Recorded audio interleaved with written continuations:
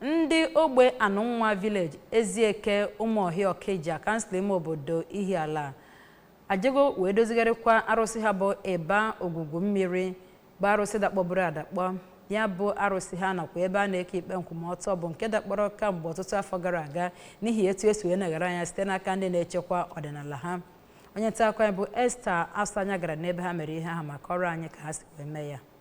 Akajiọfọ Ogwugwummiri Umuohia Okija Chief Monday Ewuzie kwuru na mmemme ahụ bụ nke na-egosi ndị mmadụ ka ha mata na ọ bụ ụmụ Anụnwa bụ ndị ji ọfọ arụsị Ogwugwummiri na Okija. Otu onye bụ onye so na ndị chịkọbara mmemme ahụ bụ Chief Matthew Ngobili kwuru na mmemme ahụ bụ ịkụziri ndị mmadụ na Ogwugwummiri bụ ụlọ a na-ekpe ikpe ziri ezi ma bụkwazi arụ ebe ndị a na-emegbu na-agbata ebesa akwa mmegbu iji wee fụ na arịrịọ ha yọrọ n'obi mwute bụ nke a ga-anabata ma kwukwezie na ndị omekome bụ ndị chọrọ ka ha bịa mebisie ihe eji wee guzobe ebe ahụ makwa napụ ndị mmadụ ego ha. Mgbabi ihe ekere eke nakwazi inyocha okwu arụsị ndị ahụ so na ọtụtụ ihe pụtagachasịrị ife na mmemme ahụ.